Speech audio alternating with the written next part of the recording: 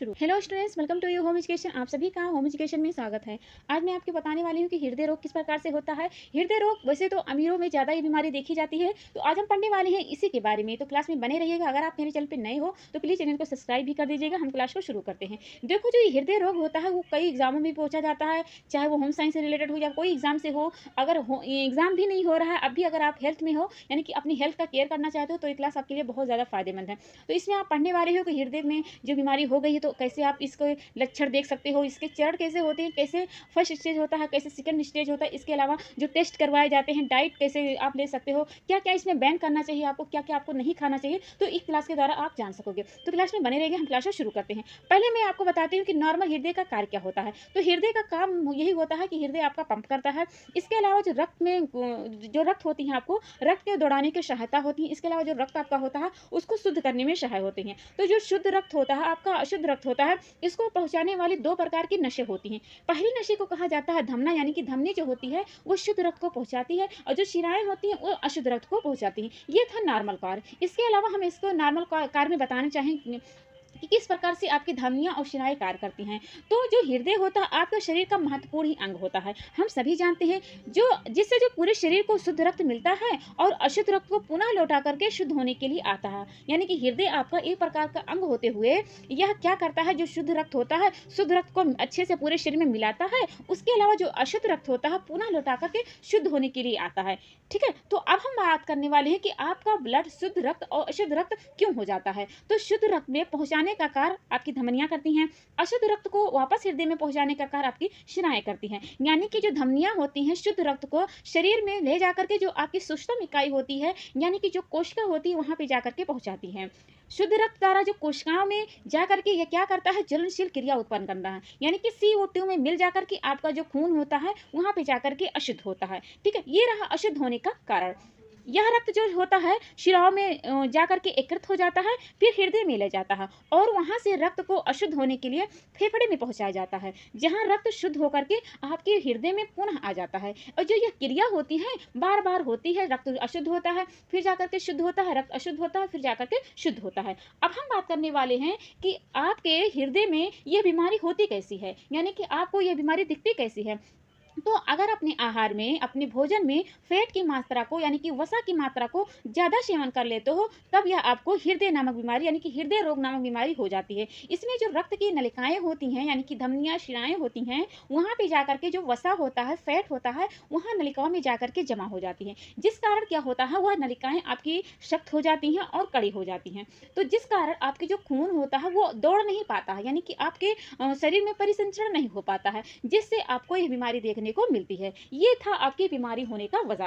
अब आगे बात करते हैं कि यह लक्षण कैसा दिखलाता है। अगर आपको बीमारी हो गई हृदय रोग, तो आप कैसे पहचान पाओगे कि ये आपको बीमारी हो गई है। तो आपकी हृदय की जो धड़कन होती है वो तेज हो जाएगी। दूसरे नंबर पे हृदय का जो आकार होता है वह क्या हो जाएगा, बढ़ने लगेगा। आप जब सोओगे तो सोने के वक्त आपके खर्राटेदार आवाज निकलेगी। इसके अलावा जो नलिकाएं आपकी होती हैं सक्रिय हो जाएंगी, एक प्रकार से कि आपकी नलिकाएं पतली हो जाएंगी। ठीक है, तो अगर आप नॉर्मल जो नस होती हैं तो आपका ब्लड सही से पहुंच पाएगा, लेकिन जब सक्रिय हो जाएगी तो कहीं पे मोटी कहीं पे पतली, तो ब्लड आपका आसानी से नहीं पहुंच पाएगा। ठीक है, ये रहा सबसे बड़ी समस्या कि आपके हृदय रोग होने के लक्षण यहाँ पे दिखाई देते हैं। आप याद रखे रहना कि आपके धमनियों में 3 प्रकार के क्या होते हैं, लेयर पाए जाते हैं। ठीक है, तो सभी के शरीर में सभी हिस्सों को खून में पहुंचाने वाली जो नसें होती हैं वो 3 प्रकार से होती हैं। पहली लेयर को कहा जाता है इंडिमा, दूसरी लेयर को कहा जाता है मीडिया, और जो लास्ट वाली यानी बाहरी लेयर को कहा जाता है एक्सटर्ना कहा जाता है। तो आपसे एग्जाम में एक बार क्वेश्चन पूछ लिया गया है कि धमनियां की आंतरिक परत को क्या कहा जाता है, तो उसे कहा जाता है इंटिमा कहा जाता है। इसके मध्य परत को कहा जाता है मीडिया, बाहरी परत को कहा जाता है एक्सटर्ना कहा जाता है। ठीक है, तो इन तीनों नसों के मध्य में एक खाली स्थान पाया जाता है, उस खाली स्थान को कहा जाता है ल्यूमेन कहा जाता है। यहाँ पे आप देख सकते हो हमने जो लिख रखा पॉइंट, आप यहाँ से याद कर सकते हो। अब हम बात करने वाले हैं हृदय रोग के कारण।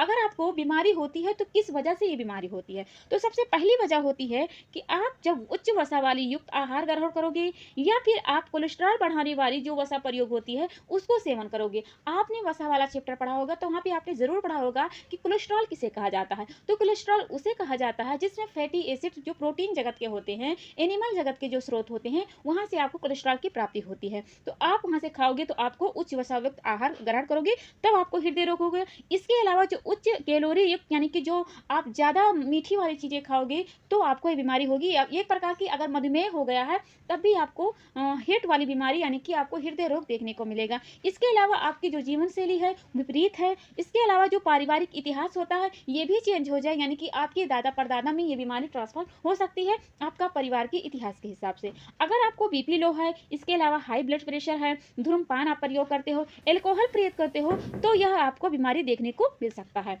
इसमें जो रक्त की नसें होती हैं, अगर आप धूम्रपान करोगे तब, अगर धूम्रपान आप प्रयोग करते हो या एल्कोहल करते हो तो जो रक्त की नसें होती हैं वो सख्त हो जाती हैं, जिस कारण जो आपकी नसें होती हैं उसमें फैलने की जो क्षमता होती है वो पूरी तरह से समाप्त हो जाती है, जिस कारण आपको ये बीमारी भी देखने को मिल जाएगा। आगे बात करते हैं कि एंजाइना पेक्टोरिस कहा जाता है किसे। एंजाइना पेक्टोरिस आपने कहीं ना कहीं जरूर देखा होगा, कभी कभी आपको देखते होंगे टीवी या फिर ऐसे अपने आसपास किसी किसी को अचानक से दर्द होता है, यानी कि जब आपके खून में यानी कि ब्लड में रक्त में ऑक्सीजन की कमी हो जाती है तो हृदय की जो मांसपेशियां होती हैं वह सही रूप से रक्त को नहीं पहुंचा पाती हैं, जिससे आपके छाती में तेज चुभन होता है और तेज चुभन के साथ साथ दर्द भी बहुत तेज होता है। इसे कहा जाता है एंजाइना पेक्टोरिस कहा जाता है। याद रखे रहना, क्योंकि यहाँ से भी बहुत बार एग्जाम में क्वेश्चन पूछ लिया गया है कि एंजाइना पेक्टोरिस का किसे कहा जाता है। तो अगर आपके शरीर में यानी कि आपके हार्ट में, आपके हृदय में अगर सुई चुभने जैसा दर्द होता है, वह क्यों होता है? क्योंकि वहाँ पे जब जो रक्त होता है, रक्त ऑक्सीजन की कमी वहाँ पे हो जाती है, जो आपकी हृदय की मांसपेशियां होती हैं वह रक्त को सही तरीके से पहुंचा नहीं पाती हैं, जिस कारण क्या होता है आपको सुई चुभन जैसी दर्द होती है, एंजाइना पेक्टोरिस में होता है। अब आगे बात करते हैं। अब यहाँ पे देखिएगा लिखा है हृदय रोग के चरण, यानी कि हृदय रोग के चरण में क्या होता है। अगर सबसे पहला स्टेज होता है, देखो सबसे भयानक बीमारी इसी में होती है कि आप वसा वाले युक्त आहार जब ग्रहण करते हो, सबसे पहला पॉइंट यही बनता है। तो अगर आपने वसा युक्त आहार कोई ग्रहण किया है तब क्या होगा, ये बीमारी देखने को मिलेगी। तो इसमें आपके हृदय में जाकर के वसा और कोलेस्ट्रॉल के साथ मिल करके यह क्या बनाता है, एक प्रकार के तंतु यानी कि जाल को बनाता है। उसके बाद में जहाँ पे आंतरिक हिस्से में जाकर के जो जाल बनाया था वह जाल थोड़ा मोटा कर देता है, थोड़ा ज़्यादा मोटा हो जाता है, यानी कि जो सतह होती है मोटी हो जाती है। मोटी होने के बाद जो फैट होता है, वसा होता है, कोलेस्ट्रॉल होता है, वहाँ पे जाकर के धारियाँ बन जाती हैं। ठीक है, धारियाँ बनने के बाद उस जगह पे प्लाक फॉर्मेशन हो जाता है, यानी कि प्लाक फॉर्मेशन उसे कहा जाता है कि वहाँ पे रेशेदार पट्टियाँ बन जाती हैं, एक प्रकार से पट्टिकाएँ बन जाती हैं। तो आपके हृदय में सबसे पहले नंबर पे जो वसा होता है, कोलेस्ट्रॉल होता है, वहाँ पे जाकर के साथ मिल करके तंतु बनाने यानी कि जाल बनाता है। जाल बनाने के बाद जो आंतरिक हिस्सा होता है वहाँ पे जाकर के वो उस जाल को थोड़ा मोटा कर देता है।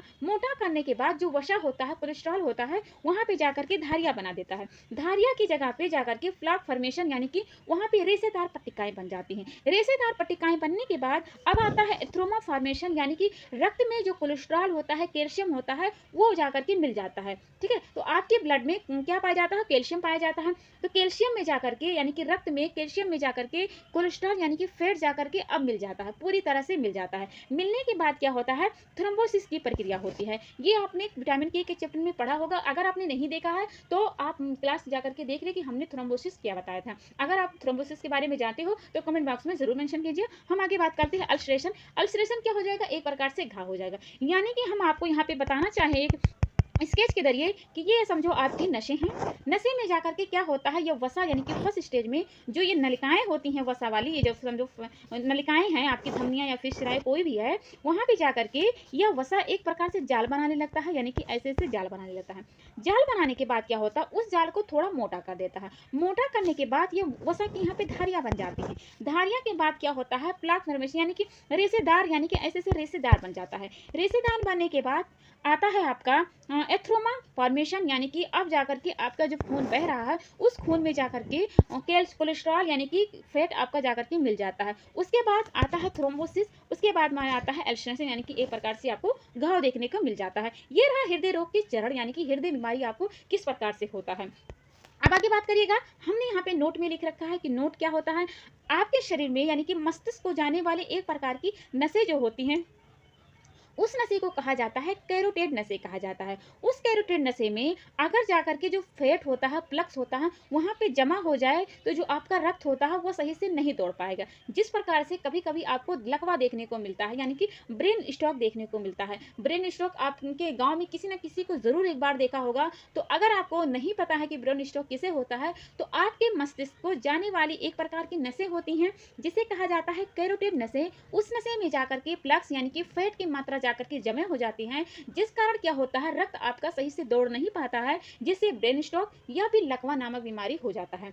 याद रखे रहना। अब आगे बात कर, अगर आपको हृदय नामक बीमारी हो गई है या फिर एंजाइना पेक्टोरिस हो गया है, आपको ब्रेन स्ट्रोक हो गया है, तो कैसे आप पैसे दे करके इस बीमारी से दूर हो सकते हो। अगर आपने फैट की मात्रा ज़्यादा ग्रहण कर ली है तो क्या होता है आपकी जो नसें होती हैं वहाँ पे जाकर के फैट जमा हो जाता है, यानी कि जब रक्त में जो प्लक की संख्या, फैट की संख्या अधिक मात्रा में हो जाती है, जिसके कारण आपकी जो नलिकाएं होती हैं वहाँ पे जाकर के ब्लॉक यानी कि एक प्रकार से बंद होने लगती हैं। तो इस स्थिति में क्या होता है एक प्रकार का एंजियोप्लास्टी नाम का प्रयोग किया जाता है। इसमें क्या होता है जो नलिकाएं होती हैं वहाँ पे एक प्रकार से तार डाला जाता है। तार डालने के बाद वो तार जाकर के वहाँ पे जाता है आपके नलिकाओं में, यानी कि जिस जगह पे फैट जमा हो गया है उस फैट वाली जगह पे इस तार को डाला जाता है। तार डालने के बाद वो तार जाकर के गुब्बारा वहाँ पे लगा होता है, वो गुब्बारा फूल जाता है। गुब्बारा फूलने के बाद नलियों के अंदर इस गुब्बारे को फुला दिया जाता है, जिससे जो नलियाँ होती हैं वो साफ हो जाती हैं और आपका एक प्रकार से वहाँ पे छल्ला लगा दिया जाता है। उसके बाद जो ब्लड होता है आसानी से दौड़ जाता है। यानी कि हमने आपको बताया बेलिन एंजियोप्लास्टी ये नॉर्मल आपका हृदय है। अगर आपके फैट वाला नशा यहाँ पे भर गया है तो एक प्रकार से एंजियोप्लास्टी का प्रयोग किया जाता है। वहाँ पे ले जाकर के एक प्रकार से गुब्बारा वहाँ लगा होता है, गुब्बारे को फुला दिया जाता है, जिससे फैट इधर उधर टूट जाता है, टूट के इधर उधर आ जाता है, यानी कि एक प्रकार से बैन निकल आता है और वहाँ पे छल्ला लगा दिया जाता है। उसके बाद में वो जो खून होता है आसानी से बह जाता है। ये रहा बैलून एंजियोप्लास्टी का यहाँ पे हमने कुछ बताया। अब आगे बात करते हैं। अगला हमारा है बाईपास सर्जरी। आपने कहीं ना कहीं तो जरूर सुना होगा बाईपास सर्जरी। ये बाईपास सर्जरी वही सर्जरी होता है जब देखो अभी हमने आपको पीछे वाली बताया कि आपकी नसें में जा करके फैट जमा हो जाता है, इसमें भी वही होता है, यानी कि हृदय रोग में यही ही होता है कि आपकी नसें वहाँ पे फैट अपना जगह बना लेता है। तो क्या होता है बहुत ज़्यादा फैट जगह बना लेता है, यानी कि किसी प्रकार से वहाँ पे कहीं खाली नहीं हो पाता है। तो डॉक्टर लोग क्या करते हैं यहाँ पे दूसरा नस लगा देते हैं, यानी कि बाईपास कर देते हैं। जिस प्रकार से खून क्या होता है इस तरीके से बह करके जाता है, इस तरीके से ना होकर के इस तरीके से जाता है। यानी कि डॉक्टर क्या करते हैं वहाँ पे जो फैट जमा होगा, यहाँ पे फैट जमा हो गया है, तो उस नशे को ना कुछ छेड़छाड़ी करते हुए अलग से क्या करते हैं नस को जोड़ देते हैं। जोड़ने के बाद क्या होता है आसानी से खून बह जाता है, यानी नसों से अलग से रास्ता बनाना ही आपका क्या होता है बाईपास सर्जरी होता है। अब बात करते हैं कि आपको कैसे आप जान पाओगे कि आपको हृदय नामक बीमारी हो गई। यानी कि कभी कभी आपने देखा होगा, अभी हमने आपको पीछे बताया कि हृदय की धड़कन तेज हो जाती है, ठीक है, इसके अलावा बहुत खर्राटे लेने, तो आप कैसे जान पाओगे कि हमें ये बीमारी हो गई है। तो ये स्टेज होता है दो प्रकार से, यानी कि एंजाइना पेक्टोरिस इस बीमारी को कहा जाता है। एंजाइना पेक्टोरिस दो प्रकार से होता है, एक होता है स्टेबल एंजाइना पेक्टोरिस, एक होता है अनस्टेबल। स्टेबल एंजाइना पेक्टोरिस में क्या होता है जब आप चलते हो, जब आप दौड़ते हो, दौड़ने के बाद आपकी धड़कनें बहुत ज़्यादा तेज हो जाती हैं। तो ऐसा थोड़ी ना होता है कि अगर आपकी धड़कनें तेज हो गई है तो आपको हृदय नामक बीमारी हो गई है। अगर आप दवा खा लेते हो या फिर थोड़ा आराम कर लेते हो तो वो ठीक हो जाता है, तो इसका मतलब ये होता है कि आप सही हो, आपको हृदय नामक बीमारी नहीं हुई है। लेकिन अगर सेकंड वाली स्टेज में देखते हो, अगर आप दौड़ते हो, आप चलते हो, आप थोड़ा सा भी कुछ भी कार्य करते हो तो आपको ज़्यादा महसूस होता है थकावट, या फिर आपका हृदय तेज तेज से दौड़ने लगता है, या फिर आप दवा भी खा लेते हो तब भी ठीक नहीं होता है, तब इसका मतलब होता है कि आपको हृदय नामक बीमारी हो गई। इस स्टेज में क्या होता है यह खतरनाक होता है, इसमें आपको अचानक से दर्द होगा, और यह जब बीमारी हो जाएगी तो इसमें दर्द बहुत तेज होगा, और दर्द होगा तो आप दवाई खाओगे तो ठीक नहीं होगा, ठीक है। ये रहा नॉर्मल, यानी कि बहुत देखो लोगों का हृदय कोई भी कार्य करते हैं तो जल्दी से धड़कनें उनके तेज होती हैं, खर्राटे भी लेने लगते हैं, तो इसका मतलब ये नहीं है कि उनको ये बीमारी हो गई है। आगे बात करते हैं एंजाइना पेक्टोरिस, आपको समझ में आ गया होगा। अब यहाँ पे देखिएगा लिखा है FCHL, यहाँ पे यल रहेगा, यहाँ पे लिखा हुआ है, तो इसका पहले हम आपको फुल फॉर्म बता देते हैं कि FCHL का फुल फॉर्म क्या होता है। तो इसका फुल फॉर्म है फेमिलर कॉम्बाइंड हाइपरलिपिडेमिया। पहले हम बता दें आपको फेमिलर कॉम्बाइंड हाइपरलिपिडेमिया, ये एक प्रकार का आनुवांशिक बीमारी होता है कि LDL क्या होता है। जब आपने देखा होगा फैट वाला चैप्टर, वहाँ पे आपने पढ़ा होगा लिपोप्रोटीन। लिपोप्रोटीन में आपने देखा होगा कि ये तीन प्रकार से होता है, एक होता है VLDL होता है, एक होता है LDL होता है, एक होता है STL होता है।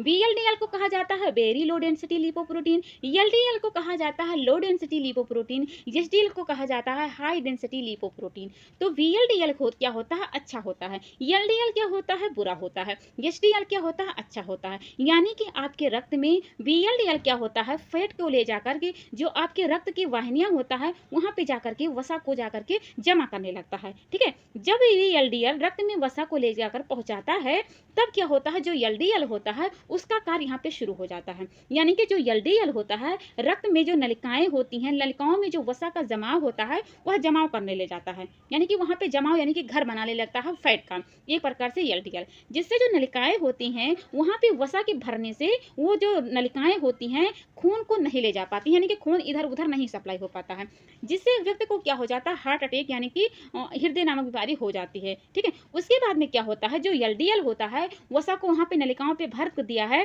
तब क्या होता है, जो एचडीएल होता है आपके पित्त रस में ले जाकर के एलडीएल को तोड़ देता है। अब समझ में आ गया होगा कि एलडीएल क्या कार्य करता है। ठीक है, एलडीएल बहुत बुरा होता है आपके हेल्थ के लिए, एलडीएल अच्छा नहीं होता है, यह आपके नलिकाओं में ले जाकर के फैट को जमा करने लगता है। तो यहाँ पे लिखा हुआ है, अगर आपको फेमिलर कॉम्बाइंड हाइपरलिपिडेमिया हो गया है, यानी कि ये अनुवांशिक बीमारी होता है, ये एक प्रकार का डिसऑर्डर होता है जो रक्त में वसा को स्तर को बढ़ा देता है। इसमें जो एलडीएल की मात्रा होता है सामान्य से अधिक मात्रा में कर देता है। आशा करते हैं आपको एफसीएचएल के बारे में समझ में आ गया होगा और एलडीएल, वीएलडीएल, एचडीएल का कार्य जो होता है आपने समझ लिया होगा। अब आगे बात करते हैं, आगे है हृदय संबंधी टेस्ट। अगर आपको हृदय संबंधी टेस्ट कराना है तो कौन कौन से टेस्ट कराना पड़ेगा, आपने बहुत बार सुना होगा, ईसीजी सुना होगा, ईसीओ सुना होगा, बहुत सारी आपने टेस्ट के बारे में सुना होगा। तो अब हम बात करने वाले हैं कि इसके फुल फॉर्म के बारे में और कुछ बारे में। तो अगर आपसे पूछा जाए कि हार्ट अटैक आने के 1 घंटा पहले समय को क्या कहा जाता है, तो उसे कहा जाता है गोल्डन हावर कहा जाता है। यानी कि अगर आपको ये बीमारी हो गई है, आपको हार्ट नामक बीमारी यानी कि आपको हृदय नामक बीमारी है, तो अगर आप उससे बीमारी से यानी कि आप अगर मरने वाले हो, कभी कभी बहुत तेज आ जाता है ना, तो 1 घंटा पहले को गोल्डन हावर नाम से जाना जाता है। अब बात करते हैं हृदय संबंधी टेस्ट कौन कौन से होते हैं। सबसे पहले नंबर पे आपको याद रखने हैं ईसीजी यानी कि इलेक्ट्रोकार्डियोग्राफी। एक होता है ईसीओ, ईसीओ को कहा जाता है कार्डियोग्राफी। इसमें आप क्या कर सकते हो, जो आपका हृदय होता है हृदय की धड़कन को सुन सकते हो, यानी कि सुन भी सकते हो और आप देख भी सकते हो, हार्ट अल्ट्रासाउंड भी देख सकते हो।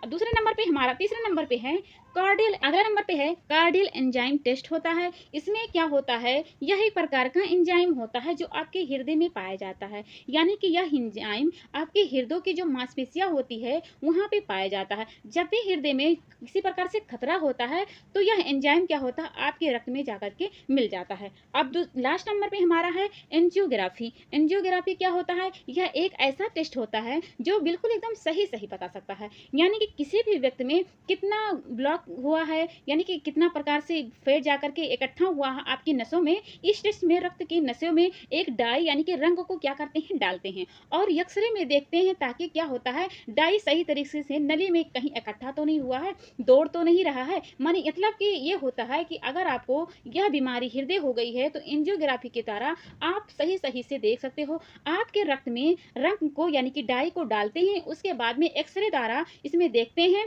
कि डाई सही तरीके से आपके नली में जा रहा है या नहीं जा रहा है, कहाँ पे रुक रहा है, कहाँ पे नहीं रुक रहा है, यानी कि एंजियोग्राफी के द्वारा। आशा करते हैं कि आपको टेस्ट के बारे में समझ में आ गए हो। अब बात करते हैं डाइट, यानी कि आपको हृदय नामक बीमारी हो गई है तो आपको कैसा भोजन करना है।